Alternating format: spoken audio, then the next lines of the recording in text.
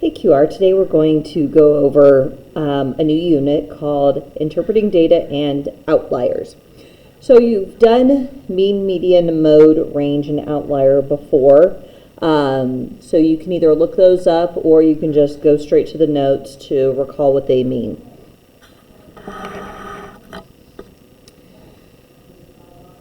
So the number of minutes each of 13 students in a class spends working on the same algebra assignment is shown below. Identify any outliers. All right, so I guess I'm going to do that one real quick. An outlier is a number a lot bigger or smaller than the rest. So the numbers aren't in order. Maybe something jumps out at you, maybe it does not. In addition to that, after we find the outlier, we want to find the mean, median, mode, and range. So in order to do that, the best strategy is to take all of these numbers and rewrite them in order from smallest to largest. So that's all I'm doing right now. I have 10. And then I generally cross them out so that I know that I have used it.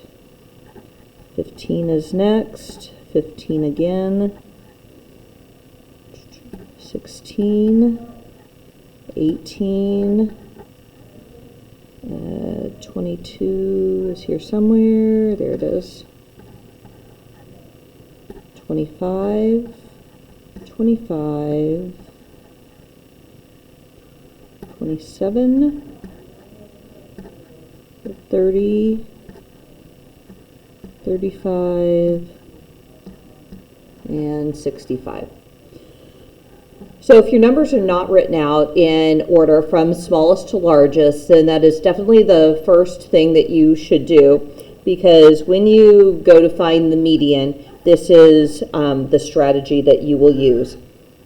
So as you're looking through here, they all seem to be pretty close to each other, just going up in increments, except when we go from 35 to 65, that one is a jump of 30 and nothing else jumps quite like that. So that would be the outlier. That is significantly larger than any other number in my set. All right, so we would like to find the mean. So when I find the mean, I'm going to add up all these numbers and then divide by 13. And when you do that, you should come up with 24. Now for the median. So for the median, I usually play the cross-off game. So I'm going to cross off one to the left, one to the right, and see where we meet in the middle. So the median is right there at 22. The mode is the most often. So the median was the middle number. The mean was the average. We added and divided. The mode is the most often. So I have a pair of 15s and I have a pair of 25s. So I don't see any other numbers that repeat, and it is okay to have a multi-mode. So 15 and 25 are my mode. So the range is, I'm going to subtract, and the range is what takes you from the smallest number to the biggest number. So what is the stretch of numbers? So when I go from 10 up to 65, that has a range of 55. So sometimes you want to remove your outlier, and that can give you a better sense of the data that you have going on. So when I take out the 65, I'm going to add these numbers and make sure you divide by 12. And I got 20.8, or about 21.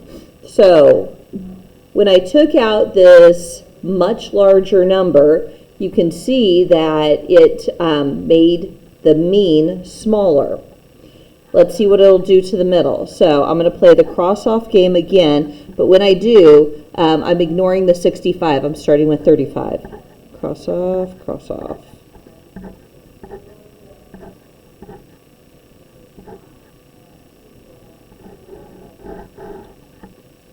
All right, so on this one, anytime that you have an even number, my median is somewhere in between 18 and 22. So you could always just find the average. So if you go 18 plus 22 divided by 2, you would get 20. So now 20 is the median. So that also changed and it went down. The mode, it doesn't change. I still have a pair of 15s and a pair of 25s. And then the range. So now I'm only going from 10 to 35, and so that has a difference of 25. So it would be important to know, how did the outlier change the mean, the median, the mode, and the range? That would be a good question to be able to answer. Next one is an application problem. We have the age of the first 12 presidents of the United States. All right, so the 12, that's your total. What is the mean age? So you want to find the mean of the presidents. So I'm going to add all their ages together. And when I added all their ages, I got 703 divided by 12. So the mean is 58.5833. And I would said to round to the nearest tenth. I did not do that. Okay, how about I follow my instructions? All right, so there's the tenth. The 8 rounds it up. So 58.6 is the correct answer on that one.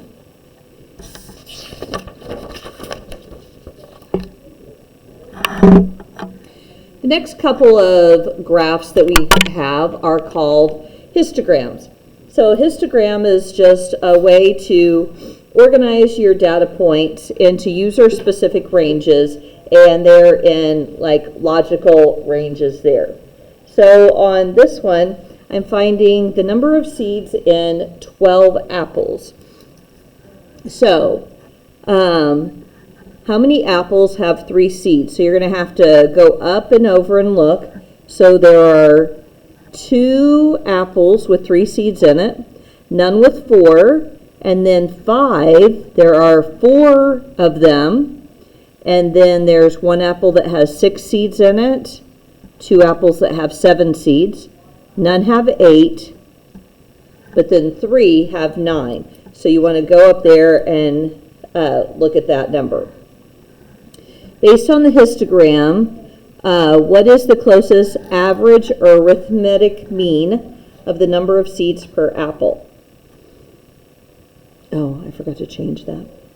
Okay, so I have 3 apples with 2 seeds each, plus I have 5 apples with 4 seeds each. I have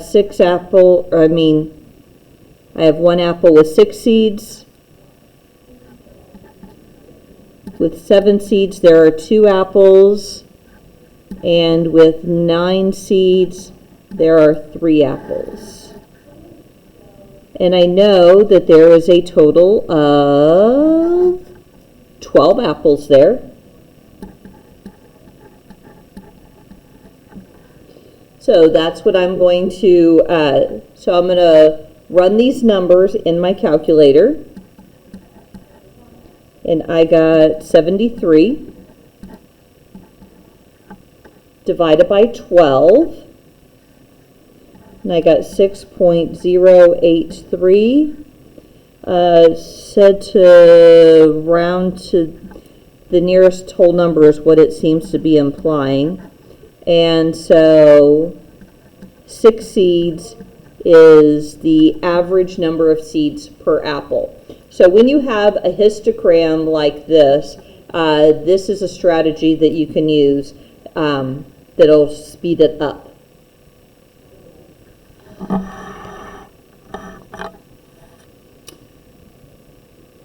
Here is my next histogram. So we have scores on final exam. So on the bottom is the scores. And on the y-axis over here is the number of students.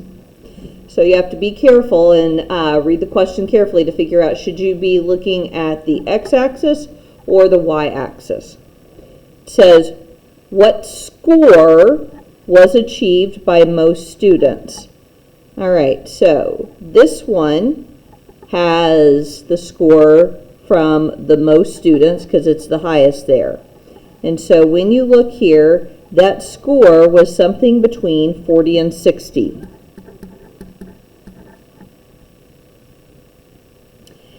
How many students have a score above 60? So when you look down here, so my score above 60 are these two. So we're going to have to add them together. So this first block here, if you come over, it looks like there are, and you can't see that on that screen, so it looks like there's about 30 in the first section. And then in this next block, if you carry it over, I'm estimating that that is about 20. And so you have 50 students with scores above a 60.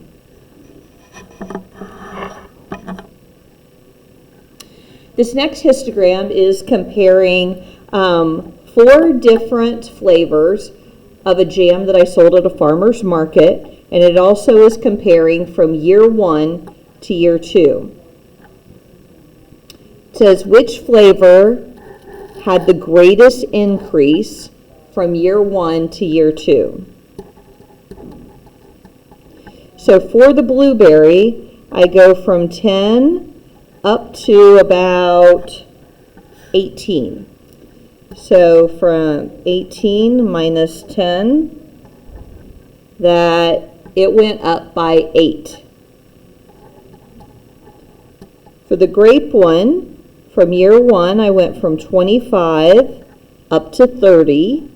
So 30 minus 25, that one went up by 5. And then on the peach,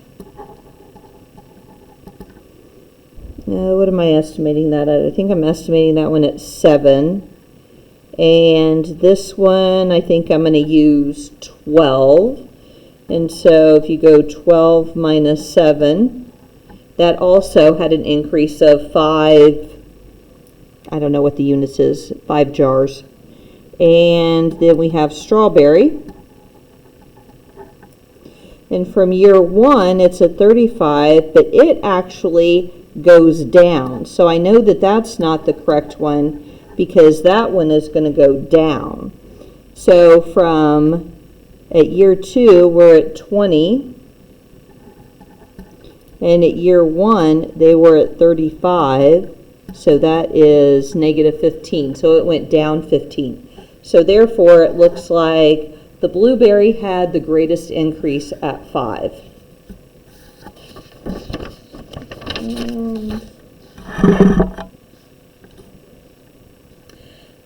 The last one that we have is a scatter plot. So a scatter plot, if you were going to take a survey, get some data, rarely does everything fall in a complete straight line. So sometimes there is some variance. So we sampled 5 kids, their heights and their weight. So the height we put on the x-axis here, and the weight we put on the y-axis. And so we just plotted these points here. Based on the graph, if a student has a weight of 44, how tall are they?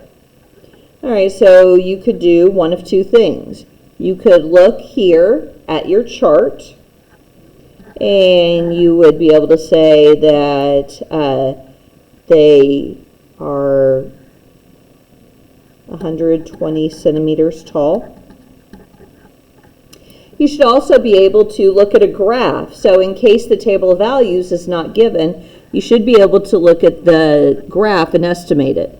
So 44, so somewhere here in between 40 and 50, so if you would sketch it over. So if you drew a line, it seemed to be about here that it would hit the line. And then you go down, and apparently it's right there where it needs to go. And you come down, and you get 120. So even if I was going off the graph, I know I would be close. I would be somewhere in between 120 and 125.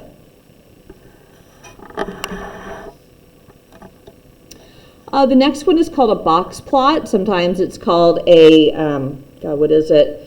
Whisker and something diagram. So here is another way that they display the data. So I'm not sure what you can read on your screen. So here is the minimum data. So if you are plotting some points, like just on a number line, here is your smallest value that you would have. And over here, you have your max. You have your maximum.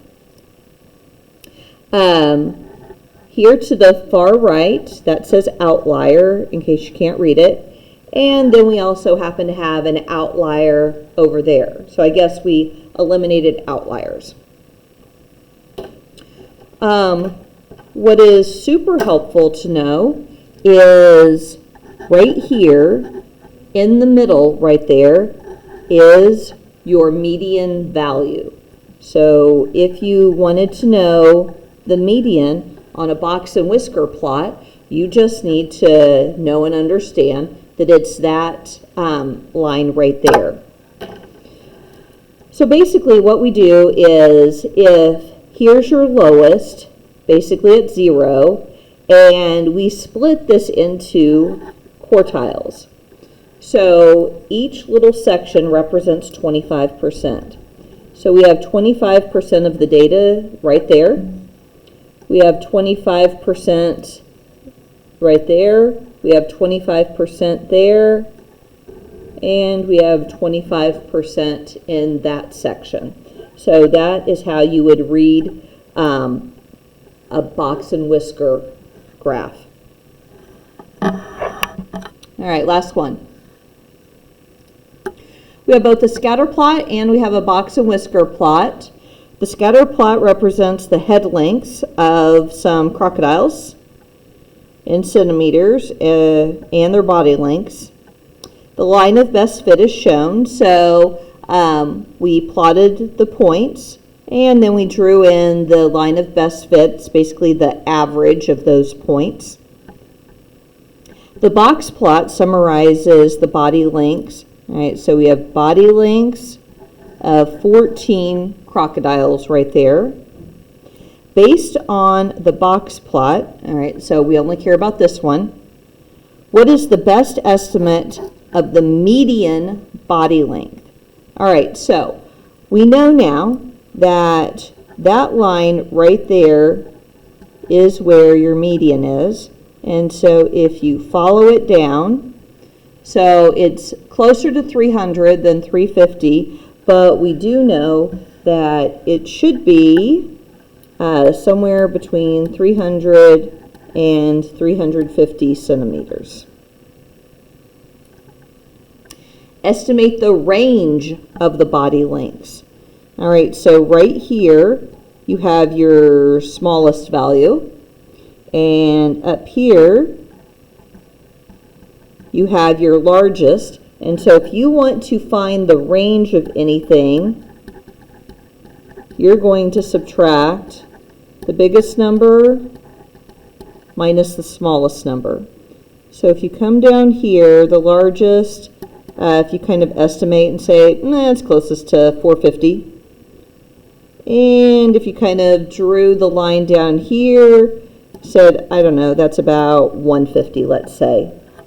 And so if I go 450 minus 150, I have about a 300 centimeter range from the smallest crock to the largest.